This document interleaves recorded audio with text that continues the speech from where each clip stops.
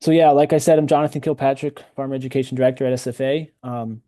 Also a grazer out of Alexandria, West Central Minnesota. And so it's been kind of an interesting season so far. We were up in the 90s earlier, about a week ago, and then we've dropped down to 40s and 50s, and we've gotten some rain, and now it's very, very windy outside. So, very interesting start to spring. And Kent, I don't know if you want to introduce yourself a little bit, and then we'll get rolling here with our presentation. Yeah, good evening, everyone. Thanks for joining us, and I really hope you're getting rain like we are here tonight. So, like Jonathan said, just plan a drought webinar, and it's going to rain, but we'll talk more about that as we go. So, Kent Solberg, Senior Advisor for Sustainable Farming Association, grazer in Northwest Minnesota, Wadena County. Been grazing for over 30 years, so this isn't our first rodeo for some of us. I see some other familiar faces on, so good to catch up with everybody and see you joining us. And yeah, we'll chat more as we go. Excellent. Thanks, Kent.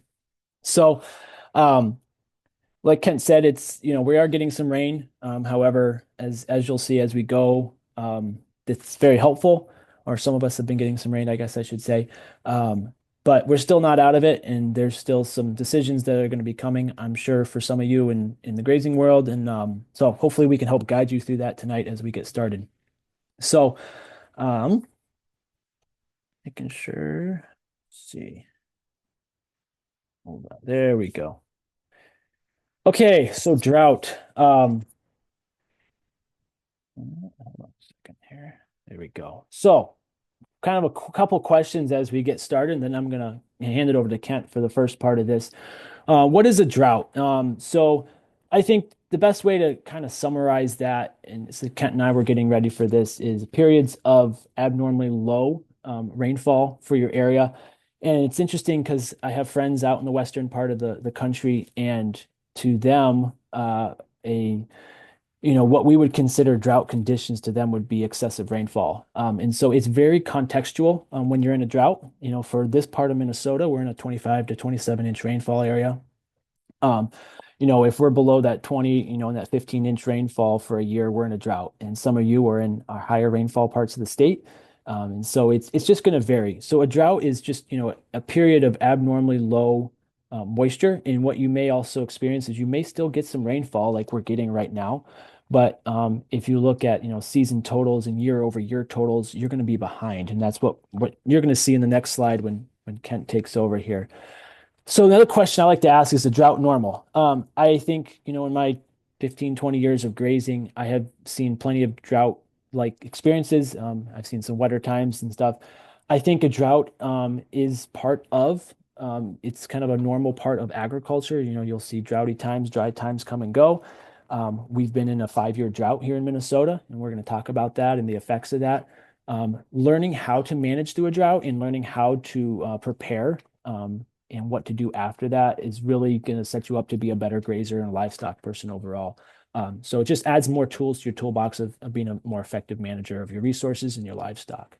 Um, Absolutely, our management before a drought can affect our ability to come through a drought. I've seen this time and time again, and we're going to lay out some principles of how to make your operations more resilient. It may not be something you can do right now when we're in a drought, but we're going to lay down some principles so that when we do get back to more normal rainfall, you can be more prepared for the next one to come. And then when should you start to prepare for a drought? Really, the best time would be before it, obviously, but you can start preparing today for the next drought. And so, yeah, I'm going to let Kent take it from here and kind of share. Yeah, so take it away, Kent. Yeah, Jonathan, you'll be controlling the slides. Yep. So unfortunately, what I have a slide here of is drought monitor examples from the last 5 years. Now, they're not all on the same date or even the same month, and I'll get into why there. But in the upper left-hand corner, there's 21, August of 21. Then we go to October of 22, September of 23, October of 24 in the lower left, and just last week here in 2025. So we've had a long stretch of this. For some of you may remember that 2016, 17, 18, and 19 were very wet. in a lot of the southern Minnesota. We had prevent plant acres this time of year because farmers couldn't even get in the field. So we're a mid-continent climate here in Minnesota, and when we're in a mid-continent climate, we're going to have periods of drought. We're going to have periods of excessive wet. In my 30 some years of grazing, I don't know that I've ever seen a true normal year. We have averages. We like to talk about normal. We have to plan around something. So usually we're talking about averages when we do that. But generally it's going to be above or it's going to be below, and somewhere in the middle is going to be that average. So yeah, it's been a stinker here for the last 5 years, and you don't recover from D2, D3, D4 drought with D1, D2, or D3 drought. You just don't. And yes, at a lot of places in Minnesota last June and July and into early August had a lot of rain. That was a lifesaver for many of us who had resiliency built into our system. And even the rain we've had in the today and in the last week here, last Thursday, last what Wednesday, Thursday, I think it was. That's huge, very helpful. But I don't think we're out of the woods yet. I hope we are. I hope this is all for naught in a couple weeks. But if nothing else, you could chalk this up to part of your learning curve. I think the temperatures and low humidities we had last week got a lot of us really nervous. The grass is not coming along as many of us had hoped. A lot of grazers have talked about how thin and kind of spindly their sward looks this spring. And so, yeah, we got to be thinking about this stuff because it can and does come along, and we want to manage for that. So, given that we're into it and we're not out of it yet, truly, um, we're going to spend a lot of time on just how to get through the next season here with a few little tidbits about moving forward in the future. Let's jump to the next slide. There we go. So, the lion's share of us are dealing with cool season pasture forages. And it's helpful to know what those forages are doing at different times of the year. Oftentimes, they're in some state of dormancy during the winter. Spring thaw comes, temperatures warm up. The first thing really on the genetic code of those plants is reproduction. They want to go to a reproductive state as quickly as possible before the hot, dry weather comes. And didn't have that here last week. It got hot and dry, and now it's cooled off. And anyway, that's really how these plants are wired. Um, we can see a slowdown during the summer. We don't get near the summer slump that they see in some of the southern states because we just don't get the extended heat. And oftentimes we do continue to have moisture.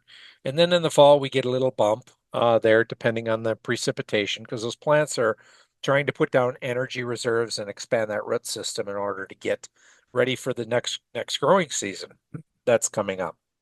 And so that's why drought in the fall can be so devastating the next year. It's a hard thing to overcome, and it makes it that much. They compound on themselves, really, when we've got drought stacked on top of drought in the spring and the fall. So let's jump to the next one. University of Wisconsin states in their extension service that in the upper Midwest, 65 to 70% of our cool season pasture grass yield occurs before the 1st of July. You know, we're already in the latter half of May here, the third week in May. We've lost a lot of our opportunity already for growth. And again, we're struggling from last fall here. So we're really at a deficit going into this year. And if this is what we typically see, that's going to be a struggle to be made up. Now, I have seen higher forage production when rains have come back some years in August and September.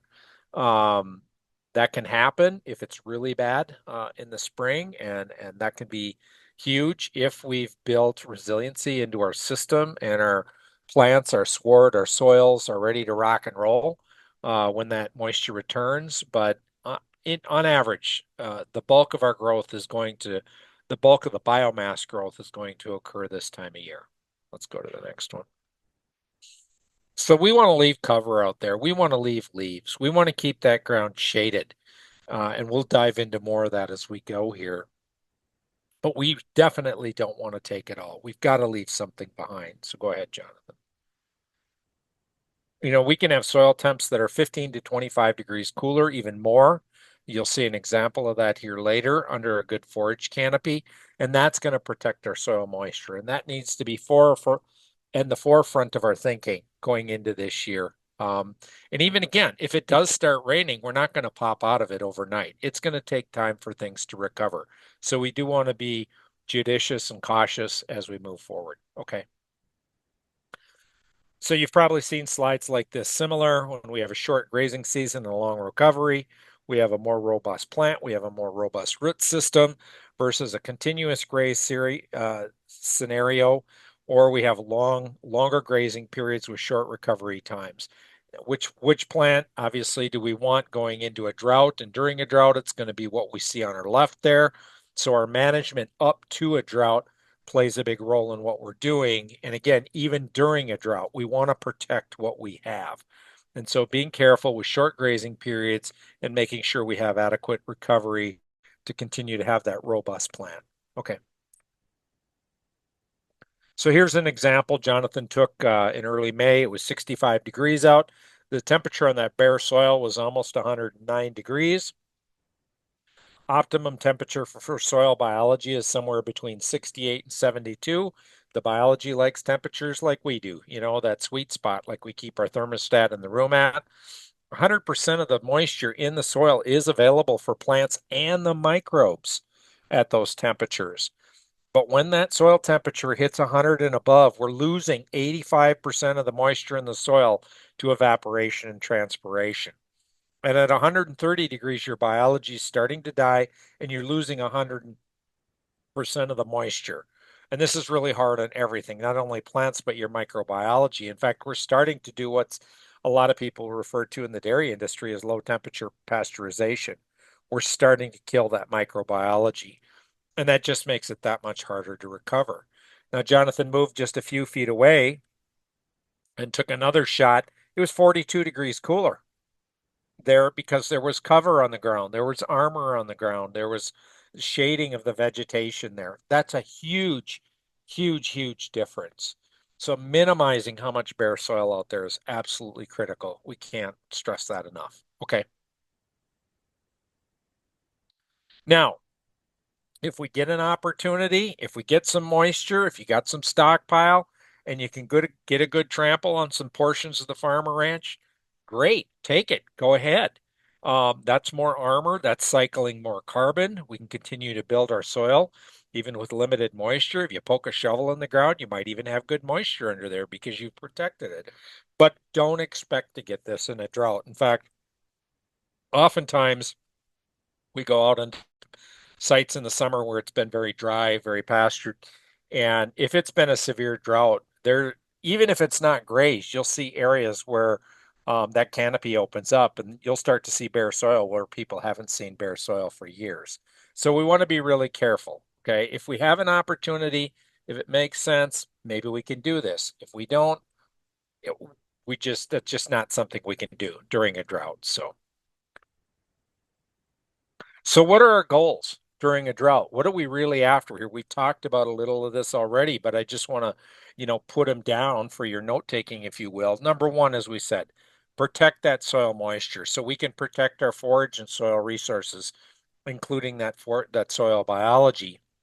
And ultimately, we want to protect your finances. Now, these are the big ones I have here. A lot of people are scratching their head going, where's the protection for the herd? Well, if we don't protect these things, we're not going to protect our herd. So we have to do this first. And especially if we want to protect our finances, we may have to make some of the harder decisions we're talking about coming up here. Okay. So just a few pre-drought tactics, and there may be some windows for this yet if you can purchase some things or whatever. But really, building resiliency into your pasture, soil, and forage systems during the good years can pay huge dividends. We've seen that over and over and over again. I've seen literally paddocks right across the fence from a neighbor who does a very we'll just call it a shallow rotation or a continuous graze against somebody who's been a little more intentional in building resiliency in that system by building that soil aggregate and that soil microbiology. And we've seen time and time again where if we do get rain later in the summer, those pastures will take off and they will really grow. And it's phenomenal. And I've seen people pick up anywhere from 60 to 110 days of grazing later in the year if it does start raining again, where their neighbors have to feed hay all the way through. They just don't get the recovery. So it does pay off. It will pay dividends. It's worth doing. The other is just, if possible, maintaining a rolling surplus of feed for those drought years. When I was a kid growing up in North Dakota, the old farmers used to talk, and ranchers used to always talk about trying to keep a 2.5 years supply of hay around it all as much as possible. Now you get into a multi-year drought, they dwindled that down pretty quick, but then they tried to build that up again. And so that's just another strategy you can think about. When you do have surplus, build that surplus, get it under cover, preserve it. It can last for a couple of years. You may lose a little nutrient value in that. Maybe you need to supplement a little bit on that, but that's okay. Having that cushion is an insurance policy, and it's almost better than money in the bank these days. Okay. Other drought tactics that we can look at. Again, number one, we're going to just keep pounding this tonight. Keep that ground covered. Now, you're not going to be able to take, that 50% take half, leave half sort of philosophy that we often talk in grazing. I'd strongly encourage you to think about taking less than a third of what's out there to protect that ground cover if at all possible, and protect that root system. Number two, delaying your first grazing. There's some people that aren't even grazing yet because their stuff's so short. Some of us have started. Our grasses are now on that about 12 inches tall. They're at that 3 leaf stage. But again, we're not taking more than about a third of the biomass out there to keep some cover, to keep some shade, to keep some armor out on that soil. We may need and want to slow down that rotation to allow for adequate recovery and rest out there. And this may require part-time grazing. And we'll talk about more what that looks like later. Thinking about destocking or depopulating, have a trigger plan. We're going to talk about what those trigger points can be a little later and how to determine that. But don't wait until everybody else is lining up at the livestock auction to sell animals because there's no feed left and there's no hay available, or hay at some ridiculous price because nobody has any. Have a trigger plan, because that's what gets people in trouble more often than not, is waiting too long. And I know that's hard to do. We want to maintain animal numbers for a variety of reasons, but we'll talk about some ways to identify what animals can stay and what can go, and even some benefits that can come from that. Having or identifying reserve paddocks or pastures, putting wheels under animals might be another example. For example, on my farm here, I've got about 27 acres of river bottom. I can only get in there when it's really dry. On the wet years or even the near average years, it's too wet to get down there. But I do have it. It is available. It's something I can utilize if it's really dry. I have noticed some areas around the countryside, traveling around both last year and this year. There's some pastures that have been populated in the past that didn't have cattle on them last year, that I ever saw, nor have I seen any this year yet. So there may be some opportunities to do a little door knocking or asking around in your neighborhood, picking up some extra acres. And if it means putting wheels on those animals to move them somewhere as a way to protect your herd or protect your forage or your soils on your own place, I'd encourage you to do that. Everybody's situation is going to be different, and use all the tools you got in your toolbox to get through these tough times. What else we got on that one? Go to the next one. Okay. All right. Part-time grazing. Jonathan, you want to take this, or you want me to hit this one? Sure, I can take it. And just feel free to jump on in if I to add anything. So, one thing that you can do is kind of what part-time grazing to try to stretch your grass. And obviously, grass this time of the year is very, very high in protein. Protein to buy is, as a supplement, is typically the most expensive part of your feed bill.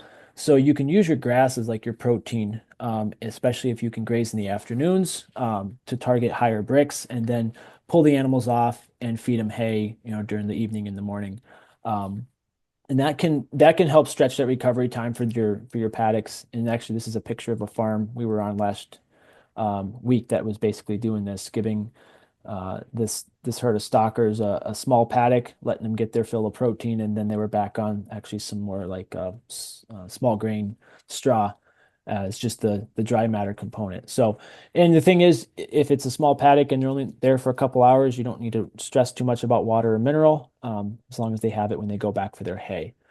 Um, so yeah, you could do bale grazing. You could pull them off the grass and then you could do some bale grazing, and we'll talk about some of that a little bit later. You can do it with a unrolling or a mixer wagon. You can unroll hay. Um, Lots of different options. Pick out areas like Kent just said, pick out some areas that would add, benefit from added carbon and fertility. If you have some poor areas of your farm that you want to try to build up, use this as an opportunity, strategic feeding areas, not sacrifice areas, strategic feeding areas to try to build up and, add some carbon to that system. And then on these areas that you are grazing, they might get hit a little bit harder just because you are limiting the amount of, pasture that the animals are getting. You're going to want to plan at least probably 80 days or more of rest. And that just really depends on how much rain we get, from the time you graze that to, in that recovery period.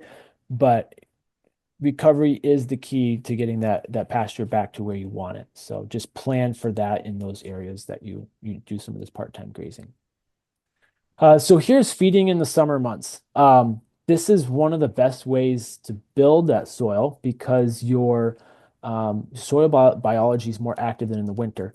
And one of the reasons I think for unrolling hay is when you're doing it in the summer, like you can see here in the picture. You can roll out a strip of hay, you can fence it off, let the cattle graze it. When you're bale grazing, you're going to get a lot of impact right around that bale, and so you're really going to set the pasture back in the area that you're bale grazing. So if you are counting on that, like say you're doing some of this right now, in some of your bale grazing areas, at this time of the year, you may not be able to get much growth, in 3 or 4 months off of that. You may have to wait till next year to get much grass growth. Whereas if you unroll the hay, you may get some decent grass growth yet this year if we get some more rain. So if you want to try to maximize your pasture's ability to regrow after hay feeding, I'd probably go with unrolling hay in the summer. But Now, if everybody, it's a site, I would just add, yep. Jonathan, if it's a site that you really want to get some fertility on, like for example, I had a sand blowout area that I struggled to get cover on it, and I took a summer drought where we had to slow down our grazing for a month or so. And we strategically we did bale grazing there. I wanted to get as much carbon and fertility on that site as possible. It was a very small area. Animals were back there 20 plus hours a day. We had water there, we had mineral there, and we dumped a lot of carbon and manure on that site, and it made a huge difference Mm. in repairing that sand blowout. So think about your site, think about what your goals, and pick and you can use a combination of all the above here. We don't know how long we're going to have to do this. So I always like going into the season, having a spot in mind to do these things. For some people, it's just this time of year, it's just an extension of where they were bale grazing, and that's fine. But think about your layout, think about what you're trying to accomplish and those sites you want to work on and kind of pick the tool that's going to work the best. Hmm. Absolutely. And it kind of goes back to what Kent said at the beginning. We talked at the beginning about, drought. Sooner or later we will encounter drought, and that having that plan for where you can go, that just needs to be part of your strategic planning as a grazer. Have those areas identified that you can do this. Whether you're, because it can change pretty quickly. So just have that always ready in your plan. And you'll just, yeah, you'll be that much better prepared. Okay, so overgrazing. So, I kind of touched in that last 2 slides ago about recovery period, making sure you get good recovery period. So overgrazing is thought of by many as, too many animals or taking the grass too short, which yes, it can be, but overgrazing is more of a function of time. Okay, so it's typically when animals stay too long in a paddock, and so they're allowed to graze that grass too short, or they come back too soon before the grass is fully recovered. One of the ways I like to explain this to folks when trying to explain the concept of, recovery versus rest, or in overgrazing is if you were to go to the gym, do a strenuous workout and you come home and you're tired out, so you take a nap on the couch. You're not going to probably get up off the couch after your nap and go back to the gym and do the same thing over again, right? Even though you did get a rest. So you're going to probably let your muscles recover and you're going to, maybe a day or two, You're going to drink plenty of fluids and get everything, back to normal before you go back and try to do another workout. And so that's the same thing with our grasses is we focused a lot on rest in the grazing world when I think we really need to be thinking about recovery. And it's more important that your pastures are fully recovered before you go graze them. And that is we're going to talk about a couple factors there. Um, so anyhow, I would encourage you all start thinking about the period between your grazing event and the next grazing event as your recovery period, and making sure your grasses are, well rested and ready to go for another workout before you come back with your livestock. Um, so overgrazing occurs when a plant that has been grazed is grazed again before regrowth rebuilds the roots and leaves. So the leaves are the solar panel that push energy reserves into the root system, and there's a warehouse of energy reserves, carbohydrates that the plant relies on to help it rebuild the leaf infrastructure after a grazing event. So too long of a graze period, and you get your leaves, your solar panels stripped off to the point where it's takes much, much longer for recovery to take place. And so we kind of call that the law of the second bite. If an animal comes back and gets a second bite, it can be very detrimental, especially if that plant has already started to regrow. So keeping a short graze period, or the period when the animals are allowed access to a particular piece of forage, or is very, very important. Regrazing before the plant is recovered forces that plant to use more energy reserves, which are located in the root. So if you continue to do this, your plant can become stressed, especially if there's not a lot of moisture, which it influences the nutrient cycling in the soil. And depending on the plant and their tolerance for overgrazing, it can actually, kill plants. So typically what you'll see on the landscape is a summation of your management. So if you have a lot of bluegrass or June grass dominated pastures, that can be a sign of overgrazing because that is a plant that can tolerate a lot of that. And some of your more, I'll call them tender grass species, just don't tolerate it. And so if you don't see them, a lot of them in your pastures, it can be a sign of overgrazing or insufficient recovery periods. Um, yeah, Kent, anything you want to add to that conversation? I think we're good Okay, I'm moving for on. now. So yeah, keep in mind short grazing periods minimizes the regrazing and also lengthens the recovery period. So when has the plant recovered? So here's just a picture. Can't tell exactly what we're looking at there, but that grass is going into that, flag leaf stage, that pre-boot stage. Some people will say when you can't see the bite marks on the leaves anymore, that's another sign the plant has recovered. Um, I think getting that plant up to the point where it feels like it has the energy to go into reproductive state is kind of what we're looking for. That plant has sufficiently recovered, has enough energy to go reproductive, and we're in a good state to start grazing again. And we also want to see those tips either tan or starting to slightly brown. Hmm. Those nice sharp pointed tips. Hmm. So just like when you go to the gym and do your workout, your recovery period is going to depend upon a lot of things. So it can depend on how hard your workout was, what kind of exercises you do. So in the grazing world, it's on the weather. It's the intensity of the last grazing event. How hard did we work the grass? How hard did the animals graze the grass? The harder you grazed it, the longer the recovery period. It's the health and size of the plant root system. How muscular are these plants? How well can they handle the workout of the grazing event? The time of year. Um, Typically, if you have good moisture, you can come back and regraze a pasture much faster this time of the year because, we have long day length, we have good sunlight, sometimes we have good heat days, just degrees. So most typically, we'll have good moisture this time of year, not this year. So it just recovery is very variable, and as an adaptive manager, you have to just kind of pay attention to all these different factors and then monitor your pastures accordingly. Time of year, grass grows slower in September than it does in May. Just depends on, what species you're dealing with and your soils and all that. So in the plant composition, species of grass will make a big difference, and how fast it'll come back. Kent, I'm going to let you take the next two here. This is, I think, your story here.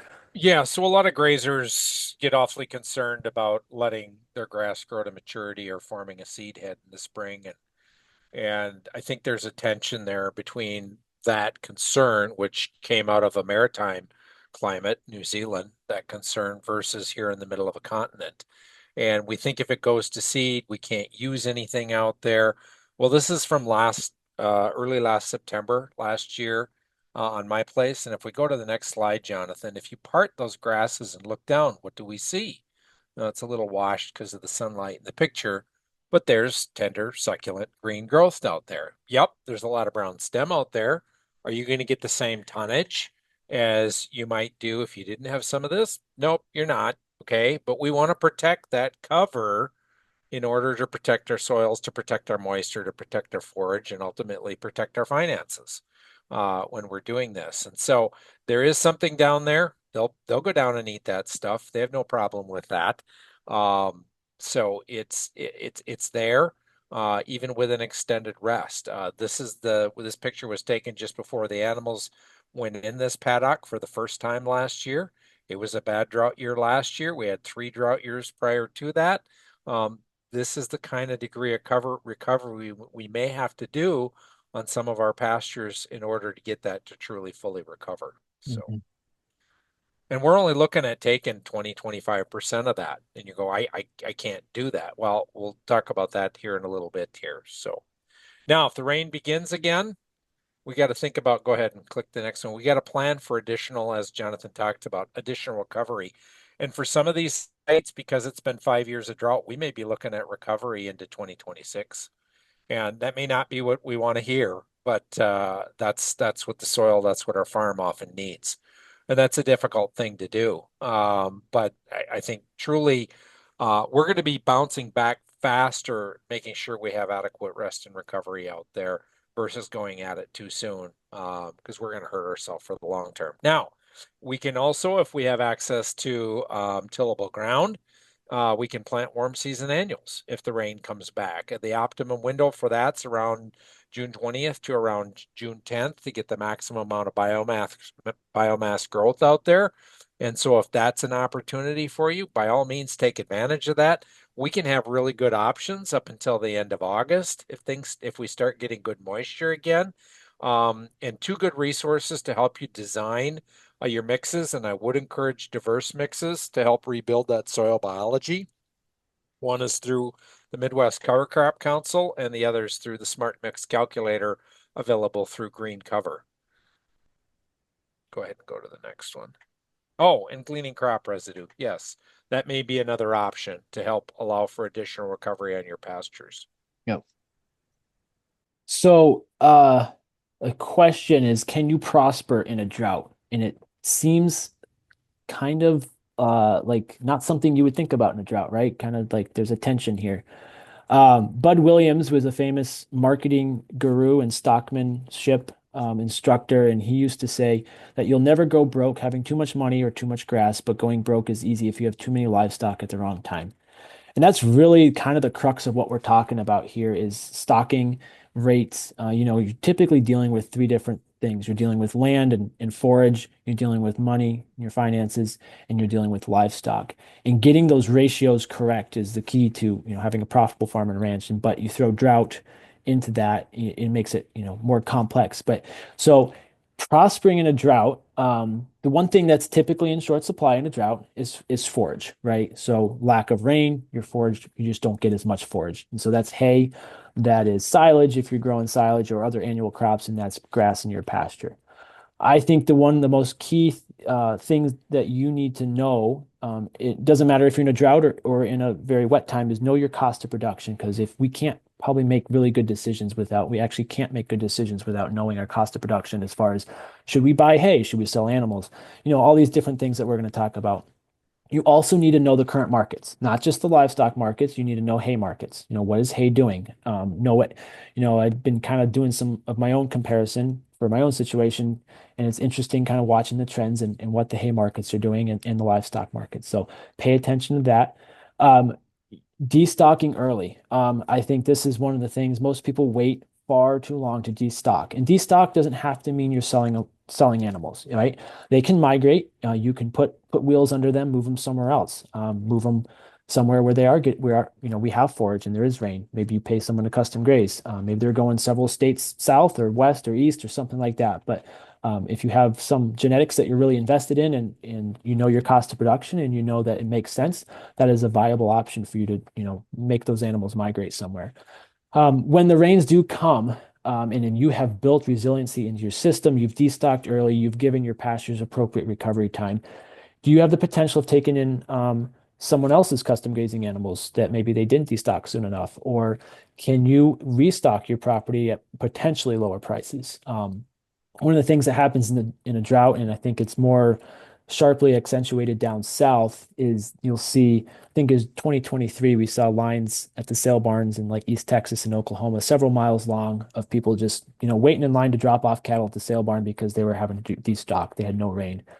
And you know what that does, supply and demand is what dictates market prices, right? So you know what that does to market prices. Well, everybody was taking a wash in the prices of their cattle because the market was flooded with animals. Now, if you're the guy who sees this coming or the gal and you can, sell early, you can still cash in on good prices. And then you've also taken care of your land and your forage, and maybe you can restock. So that's one thing. And I know several ranchers that they will prosper and do very well in drought because they're pretty astute managers and they can see these things coming and they'll take advantage of this, this kind of cattle cycle, and restock, and sell early and then restock later. So, um, it's not a maybe, but if it's a you will have more resiliency in your pastures and you will have grass sooner than others if you've taken care of your land and you follow some of the things that Kent and I are talking about. You absolutely will just have grass, more grass than other people around you.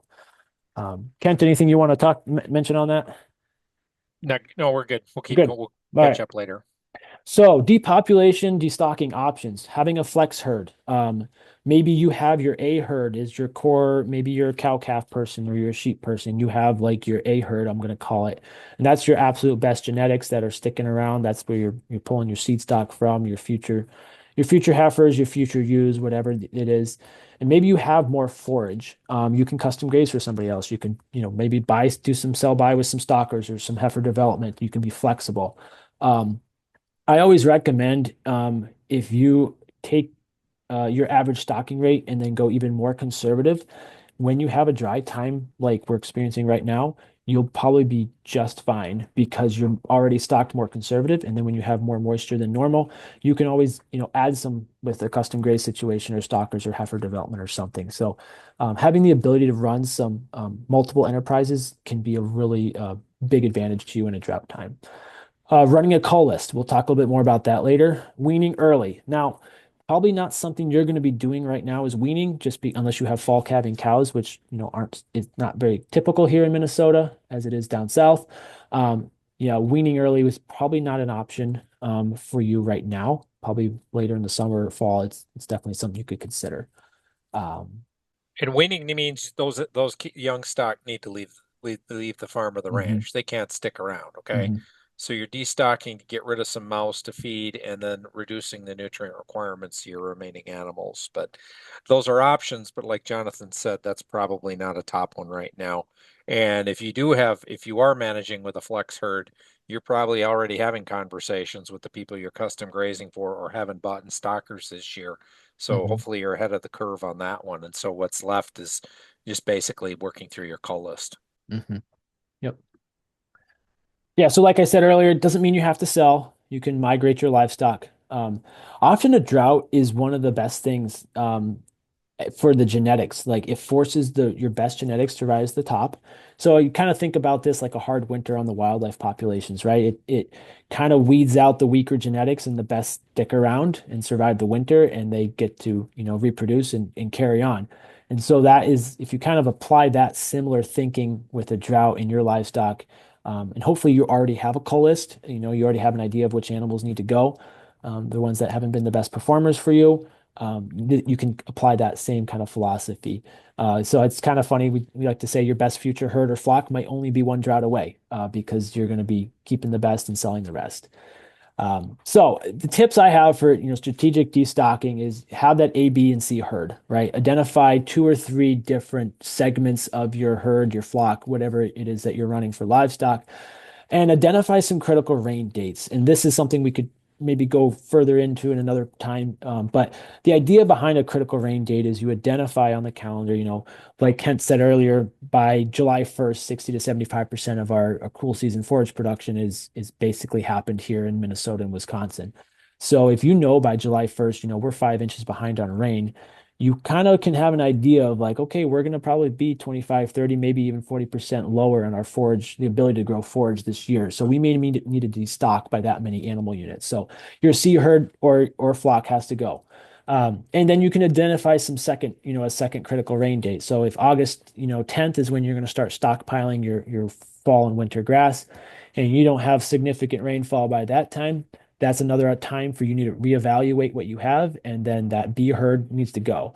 And you can just kind of work on down the line like that. I would also suggest continue to monitor your forage recovery and inventory. Grazing stick is great, a yardstick tape measure. Have some areas where you're monitoring sites and then measure what you're getting for growth, your inventory. Um, and then, last is get your remaining livestock on hay or stop grazing before you significantly damage your pastures. You've got to get those animals off before you open up that pasture canopy and you get bare soil and you get those temperatures because you're going to just delay your recovery time. So now if you're a subscriber to something like My Grazing or one of the other services that are out there, you should have been running scenarios earlier this year already, and so you're basically doing some of that stuff Jonathan talked about here, and you can set those, you can use that app, if you will, or that service, if you will, to help set some of those dates for your planning. Yep. All right, so let's turn to the finance piece of this here a little bit, and I pulled some market numbers up from last week for livestock. Why don't you click that up there, Jonathan? And slaughter cows are still in that dollar to $1.60 cents a pound. And hay, RFE of 120 to 186 ran anywhere from 105 to 185 a ton. Those are not horrible numbers, okay? Those, in fact, we're still riding that wave of very high animal price or livestock cow prices. So, you know, that's a blessing right now. I remember days where, we were getting pennies for these things, and now we're getting this kind of money. So let's leverage that. As Jonathan said, pick out the animals that are going to serve you the best. Let's keep that around. Let's preserve our soils, our forages to get through this drought.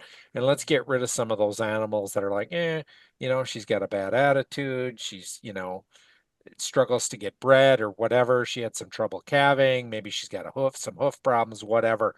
Let's move those animals out. And that's the importance of keeping a running cull list where it's maybe if things are good, I'll keep them around. But if they're not so good, she should probably be going down the road. So there is cheaper hay still out there under $100 a ton. It's either untested or much lower quality. Now this is all RFV. There wasn't anything RFQ. So um, that's still not a horrible price, but it has started to creep up. And by, the end of this week or early next week, that could all very much change. So we want to keep, as we said earlier, keep track of markets and know what's going on. Let's jump to the next slide.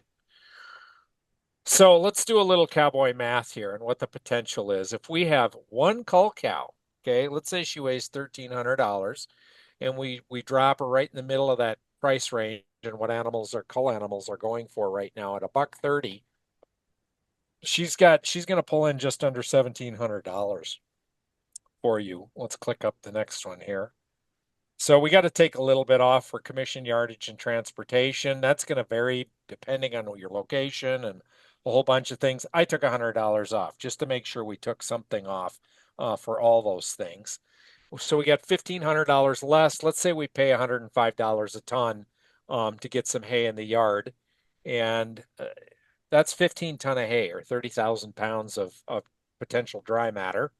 Not all of that's going to get eaten by the animals. The university kind of figure for quote hay loss would be 15% of that, or about 4,500 pounds. Now, I do want to note here, and this is something I think that's important that we understand as we do the math. There's $75 to $100 a ton of nitrogen, phosphorus, and potassium in every ton of hay we buy in. So if you're buying hay for under $100 a ton, and if you feed it well, if you systematically and strategically feed this out on pasture, you're getting that value in nutrients off of every ton. Okay. So if you count that into the math, the hay's really feeding your animals becomes kind of cheap. So we're going to take that potential loss off there just because people are always concerned about the waste. So I'll honor that and build that in here. Let's jump to the next one. That 25,500 pounds, at 45 pounds of dry matter per day on those animals gives us approximately 565 cow days of feed off of one animal. And if we can buy a couple ton of hay to push our grazing back a few more weeks until this grass gets up and going with the rains we've had, and hopefully we don't jump back into the 90s with 20% humidity and 30-mile-an-hour winds again anytime soon, that could do a lot Mhm. for stretching our pastures going and protecting our pastures and forage going into this year. The research that's been done shows that the more we delay getting into pasture in the spring, the longer we tend to graze in the fall. And it's not a one for one, it's an exponential impact. And I don't have that exact number right now, but it's an exponentially more grazing days in the fall when we delay in the spring, especially on a year like this. So if you can find it, if you've got it, if you can access it, I don't know how many days left of cheap hay we have. We may be done with that as of this week, but we can leverage some of those assets we have in those cows that should probably, some of them should probably go away.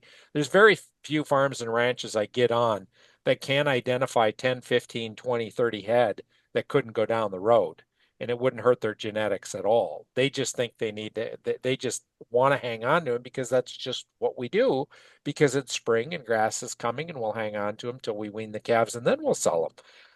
That's fine when we have a quote unquote normal spring and we have forage, but we're up against the wall a little bit this year in many parts of the state, as you saw on the map. And so this is a way to think about this. And honestly, the opportunities we've had in the last 6, 12 months here with cheap hay and high cow prices is not something I've seen or experienced before, and it's something we can certainly should be leveraging, and the reason we want to pay attention to markets so we can make these decisions as well as knowing our cost of production. Mhm. Let's jump to the next one. So, one way, just kind of a practical tip here, back to maybe talking a little bit more about recovery is visualize it. And I kind of like analog ways of doing this. Visualize your recovery period. So a grazing chart is a great way to do that. You can create your own with a spreadsheet. I like to have it up on the wall where I can walk by it every day and see it. And then I can use color-coded markers to indicate, which herd is where, and then the numbers there is the paddock numbers. You can get real fancy and put size of paddocks and stuff. Mostly what I've used it for in the past is just so I can see at a glance how many days of recovery I'm at. So I can see, oh, that's 30 days, we're at 45, we're at 60, etc. Pasture Map, Maya Graze can also work. Those are some softwares, apps on your phone you can use. You can use the smartphone in your pocket, take pictures. It all has a date and time stamp. So I take a lot of pictures of stuff so I can, when was that? Kind of look back and see, okay, the animals were in this pasture. So a combination of different things, just kind of a practical way to record your recovery period. There's options for free downloadable grazing charts. My email address will be at the end. So if you want a link to that, I can more than happy to send that to you. But yeah, just keep track of your recovery period and just help make you a better grazer. So a few things here before we wrap up and then take some questions. So, Kent and I are farmers, ranchers ourselves. So what are some things that we're doing now to manage the drought? So moving some culls now. I took a load up yesterday to the sale, Perham, just to move some stuff off the place that I didn't need to have and don't need to feed it any longer. So, I already am identifying some other animals that could go. I mean, kind of waiting to see what the rest of the rain is going to be like this week. But I already know, just because Kent said earlier, we're in the latter half of May. There's already been a big impact on our forage growth, and I think our first cutting of hay is probably going to be pretty profoundly impacted too, just having 4 or 5 days of 90-degree temperatures in the hot and the wind. So being proactive, no one ever regrets being proactive in a drought, and they always regret kind of procrastinating in a drought. So I'm not going to be that person. Leveraging low hay prices. I am looking to buy, a load or two of hay.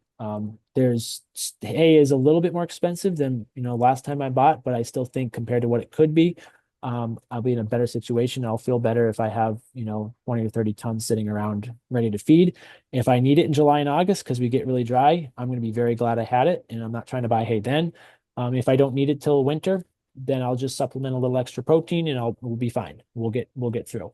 So I'm also taking a harder look at my herd genetics, okay? Building a more robust call list, identifying animals that can go if things get worse, and identifying core animals that I want to have be in that A herd. Continue to monitor.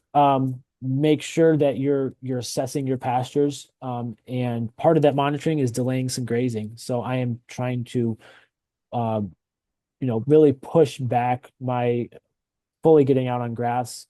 Right now, I'm actually hitting some buckthorn with my goats, just because it's there, and feeding some hay as well as doing a little part-time grazing. So just anything I can do to buy myself an extra week or two is kind of what I'm doing right now until I feel comfortable, because the grass is just not, it's not coming like it has in previous years.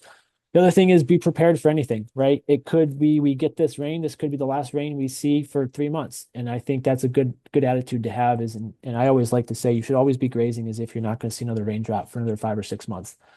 So if you're that type of grazer, you're going to be ready for anything and you'll be prepared. So it could switch. We could go into a really wet season, a really cool summer, and we could have a lot of cool season grasses and we'd be just fine. Might be harder to get, good dry hay, quality hay made this summer. So that could be another issue. So I think just being prepared for anything is uh, kind of the, yeah, way to be. So Kent, this is, Jonathan, I just want to add, it's, yeah. you have to be an optimist to be a farmer or rancher. You just have to be. And yeah, let's not let our optimism be our downfall, I guess. We need to be realistic too as to what's going on. And a lot of people kind of squirm when we talk about culling animals, particularly this early. But what's the worst thing that's going to happen? Market prices are high. Wow, that's an amazing opportunity, and really it's Mhm, quite a blessing right now. But number two, what's the worst thing if you call 10 or 20% of your herd right now? You might be grazing into next winter and not have to feed hay, and hay mhm, might be super expensive. You know, those are some of the bad things that could happen. So, leveraging this high market, making some plans, identifying some animals to go, thinking about how to manage this, identifying other places to take your animals to graze could really pay big dividends if the rain comes back. And you might be grazing till December, January, maybe even February next year. We don't know. If we have an open winter like we had this last winter, you might be able to graze all winter. So wouldn't that be wonderful? mhm. Right. Kent, do you want to take this slide? This I think was yours. Yeah, I Yeah. just the big thing is, like I said, you have to be an optimist to be a farmer or rancher, but hope's not a plan. And absolutely the worst thing we see that we've seen people do this for decades is forage gets short, people don't want to cull, they don't have a plan, the markets crash, hay gets expensive, and they throw the gates open. And I'm just going to let the animals fend for themselves. You will pay for years and years and years for the damage that you're going to do to your soil and your forages by doing that.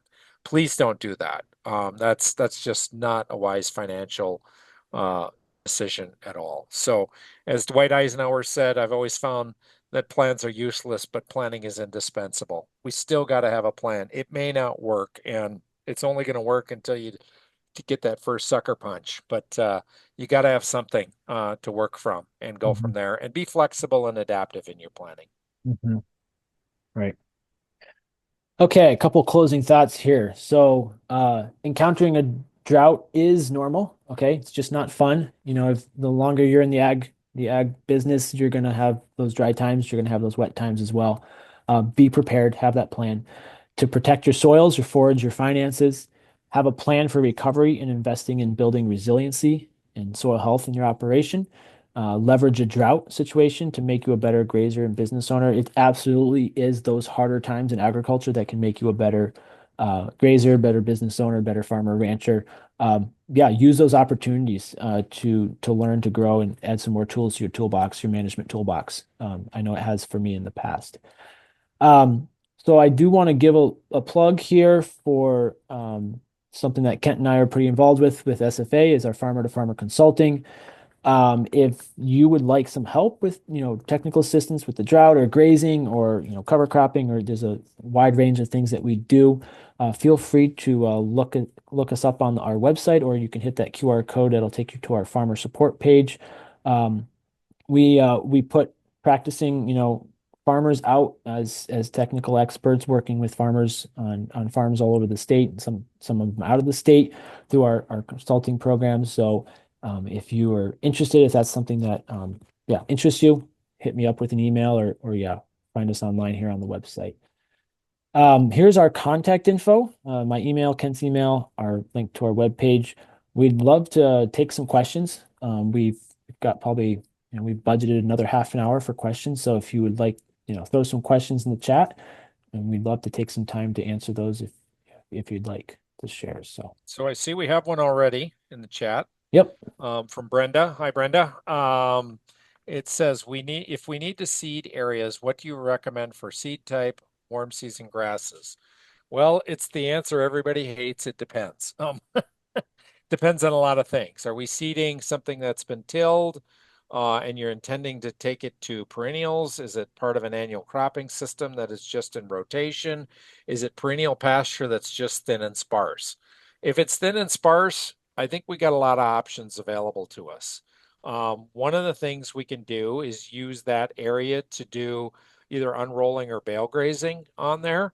And if you can get out there and broadcast some seed in front of unrolling or bale grazing or feeding off the mixer wagon, and use the animals to stomp seed that in the ground, that could be absolutely great. Yep, thin and sparse. Need to eliminate thistle. This could be a great opportunity to do some bale grazing. You may not get it all this year. I'd prioritize it and take it off in chunks. If you get one section done, move to the next section. Split it off into thirds, fourths, halves, whatever. If you think you're going to be feeding there for 2 weeks or a month, or we don't know, but it could be as long as a month. Even if we have to part-time graze, it's a place for those animals to go. So broadcast seeding and feeding on that area can be great. Another option, I've talked with a couple farms in the last 2 weeks here who were still spreading manure, and they had exactly the same question. And I said, let's take that manure and spread it on those sites. But before you go out there with the box spreader and spread that bedding pack, that manure, let's mix up some seed that you want to use to build some diversity out there and throw a couple coffee containers, like those Folgers you see in the grocery store, a couple containerfuls of that on top of every load of manure that you put out there. That can be another good way to do that. If you have or can get some hay that has mature alfalfa, red clover, orchard grass, timothy in it, some viable seed in it, unroll those out there. That could be another option. So those are some cheap ways to do it. If you're going to try the no-till method, make sure the no-till drill is one that's going to do the job. That if we don't have at least 25% bare soil and the grass has grown up, you might want to clip it beforehand or graze it short beforehand and go out and do it. I would really, really try to avoid working something up with as dry as we've been in order to preserve your moisture. But if you can rent a no-till drill from the county or the co-op or something like that, that would be another option. And you can go to Midwest Cover Crop Council or to Smart Mix at Green Cover, and you can use those tools there to do it. You can if we have a lot of bare ground and you want to try some annuals as well as perennials in there, you can do that. But if you don't have much bare ground out there, I don't know that I'd spend a lot of money on seed. It's very difficult to get a good stand if there's competition of established plants there. So those are some general things, and the thistle is, bale grazing on top of that, getting the animals to eat it. If it's depends on if it's plumeless, Canada, musk bull, whatever. If it's Canada, if we can crowd them on there at the bud stage and get them to eat it. I know there's people on this call that have had their animals literally strip those Canada thistles bare at bud stage and really have a huge impact on them. So, but high stock density, yeah, can be huge. As we build soil biology through our grazing management, um, uh, we're going to change the fungal bacteria ratio in the soil. And some of those things like thistles you should start to see a reduction in. So we not only want to think short term, but also long term, and building diversity is part of building that soil biology. So This could be a great way. Without looking at it, it's a little hard to know for sure, but use some of those general ideas and see what fits best to your situation. Jonathan, you We muted. got another question here about stock density. What stock density do you recommend? Um, and also keep the questions coming. Just go ahead and drop them in the chat. And we'll take them one at a time.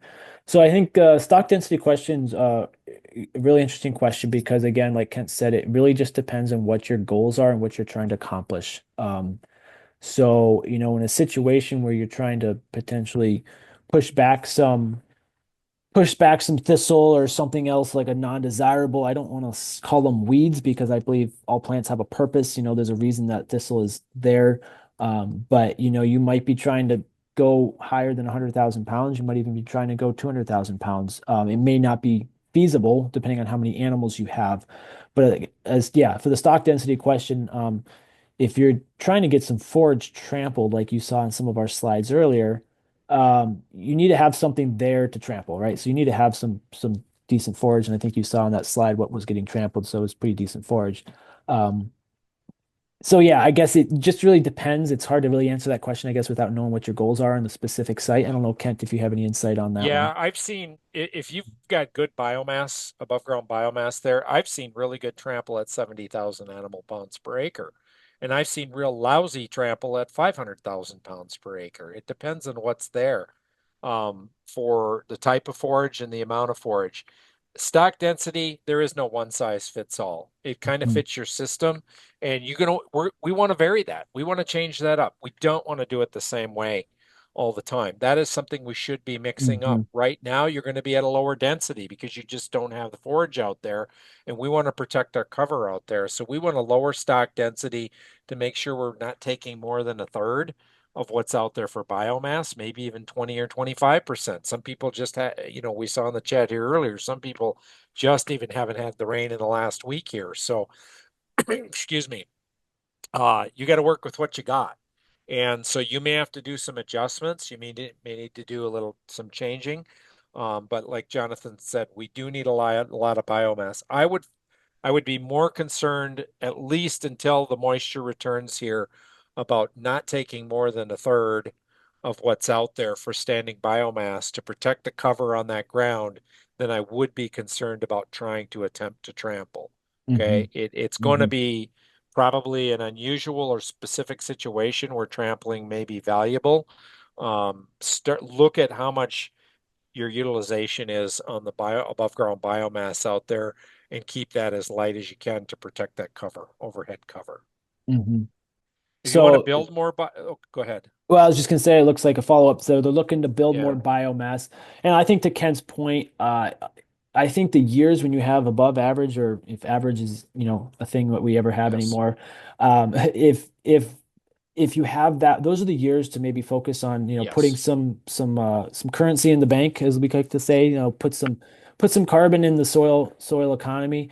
Those would be the years I'd focus on trying to do that. This is probably until we get more rainfall. I don't know if that would be my top goal. Um, your biggest resource concerns right now are keeping your soil covered, keeping the moisture and keeping the grass growing and getting your pastures recovered so you can keep grazing and stretch your hay resources, stretch your grass resources. But yes, when we do get the rainfall, absolutely take advantage of extra. Like, yeah, last spring was a great example when we had so much rain. A lot of people had lots of extra forage. So that's a great opportunity to graze the 25-30% of the best of it and trample the rest and put it back into the soil. So I think, yeah, be adaptive and contextual, Yeah, with your your plan. other option is if you need to get into a part-time grazing situation to slow your rotation down and lengthen your recovery, be strategic on where you feed out on pasture. They're going to leave some behind. That's just what they do. Plus, they're going to have a high deposit of manure out there. That's going to help build biomass. And then think about where you want to bale graze or outwinter, however, whichever one of the outwintering techniques you want to use next winter. That's another way to build that until the rains return. So you can Mhm. look at some of those tools. Yep. I see. Uh, Go ahead. Yeah, we have another question here in the chat, but real quick for those on the call who may not understand the term stock density, very quickly, it's a measure of the pounds of animal per acre. So very easy math. If you have 100,000 pound animals, that would be 100,000 pounds per acre, and you had those 100 animals on 1 acre for a 24-hour period. That's a very simple way to define stock density. Yep. So it's the number of pounds of animal per acre when you're grazing. Okay, so another question we have here is I direct market all my animals and I called almost all my breeding stock already. Now I'm faced with high prices buying yearlings to grass finish. Yep. Um, we're hearing this a lot. I would usually be buying my fall 2026 finishers right now. Should I wait? And then I'll follow up. I'll add I've been managing my pastures well, so my grass looks good. That is awesome. Good foresight there. I bought an extra load of hay in April, so I'm still holding off on grazing till next week. This is really good. Um, I guess, yeah, you're not alone as far as buying. Um, I think a lot of us thought this market would have kind of headed downhill already, and it's still pretty high. I don't have a crystal ball, unfortunately. No, me either, Hannah. I'm sorry.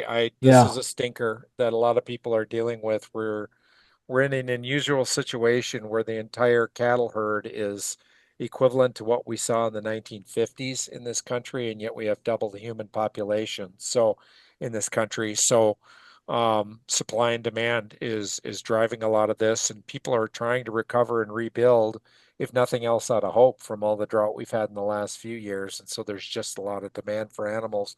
I Hmm. wish I had an easy answer, for you. I don't. You may have to buy a limited number of animals based on what you got for your cull. You've done some really great things with your pastures and buying hay and even going through the culling, but Yep. you may just have to run your finances and understand what you can produce per acre of gain or per day of gain on your animals. And do you have the markets to support the additional cost of purchasing in those animals and Right. what they might even be worth, turning around and selling them at a livestock auction come fall? And Hmm. so, will your market do that, or would you just have to turn around and sell them back in the livestock auction? That's going to be a hard one, and I wish I had an easy answer, but my crystal ball, like Jonathan's, is pretty fuzzy. Yeah, I So, mean, it might be you do something that's a little different. Maybe you buy some cull cows, or you find some culls, and maybe you focus on, you have something to keep your direct market going. You have yeah, some ground beef, you have some roast. It may not be you may not have all those prime cuts that you want, but at least you have something in the supply chain. And then you look for opportunities to find those finishers wherever you can find them, at a margin that makes it work for you because it- it is tough to buy an animal that you're not going to finish for another, well, you said fall of 2026, I think. So yeah, that's a tough one. You could be buying yeah. really high animals and then slaughtering them in a market that's on the downward trend. So it's a tough situation to be in. But I would say If good job on the management. I mean, that's some really good foresight to be where you're at with your grazing. You're set up really well to have a good season. So if you can find open heifers and you can keep the bull away from them, that may be and they're not cheap either. Nothing's cheap. Okay. yeah. That may be another option for 2026. Hmm. Yeah. So Yep. again, there's just no bargain. There's just very few bargains out there. With every once in a while, you see something at the end, but good grief, I don't think some of those animals could even, walk onto the trailer and they're getting going for cheap. So Hmm. it's just a hard situation. Yep. So another question here. I started grazing a small section that had good growth. Even after only a few hours of grazing, there were sections of severe grazing, less than 3 inches, and other sections with 6+ inches remaining. Is there any way to prevent this? Kent, I'll let you start on this one. So again, it kind of depends on what's out there. If we've got, like, for example, white Dutch areas of white Dutch clover that's really short, they take one bite, it's down to the dirt. If you got 6 inches remaining, is there any way to prevent this? Yeah, let it grow longer, wait longer before you graze it, and move them faster. So multiple, and you said they're only out there for a few hours. So really your only answer is to let that mature up a little more and then higher stock densities with frequent moves. Um, yeah, I don't know how tall it is now. You said you got some with 6 inches remaining. Is it 12 inches now? We may have to wait a little longer. Sometimes that happens, And that's just going to be providing longer rest and recovery periods going forward to try and prevent that. That gets to be a bugger when we're in a drought.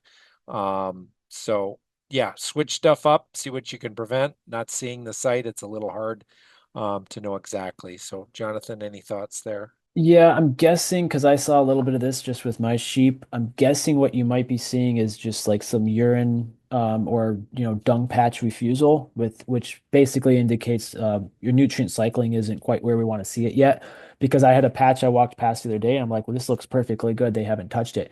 Well, sheep when they bed down for the night, they all pile on top of each other essentially, and you could have 100 sheep in a 10 by 15 area. Like they just really cram in tight. So as a result when they get up in the morning, it's kind of the mess with manure and urine. So very high concentration of nutrients. And so the next year, they'll pretty much typically graze around that, unless your nutrient cycling is really, really your soil's cranking and your nutrient cycling is going. So that is my guess. That could be part of what you're seeing. Obviously, not seeing it with my own eyes. It's hard to, I'm just guessing. I'm throwing out another potential. And then, how do you get nutrient cycling? That's all about biology. How do you keep the biology going? It's moisture, so it's all the soil health principles, and it's just time. I mean, it's really, 5 years of drought. It's gonna be even more tough to build that soil resiliency in the years when you're not getting the moisture that the biology needs to do its job. So, yeah, that's just another guess, potentially what you're looking at. Yeah. Oh. Something I'll add here. We're talking about drought right now, and a lot of these strategies can be flipped during times of excess moisture too. In Mhm. 2016, 17, 18, 19, we had people who had pastures flooded well into the summer that they couldn't get into. And some of these yeah, we had a lot of grass growth, but you couldn't get in it. They were going to pug it all up. The animals wouldn't go. The water was too deep. So we've got to have a plan and for when things are like nasty on that end of the spectrum also. So some of these things can go both anywhere where we have extremes we're dealing with. Mhm. Absolutely. Well, if there's any last minute questions, we'd be happy to answer them. Otherwise, appreciate you taking some time to join us. We will, we're available as a resource. You can see our contact information. You can also contact us through the SFA website. You can find our emails there. So, hopefully this has been helpful information. We'll keep our fingers crossed and we'll keep praying for some rain for everybody. And yeah, we're good luck and best wishes for a good grazing season, and hopefully that we won't have the drought that we're thinking we will, but hopefully, yeah, this is good tips to keep you prepared. So thanks, Kent, for your time and everyone for joining us, and we'll call it a night there. So Thanks, folks. Have a great evening.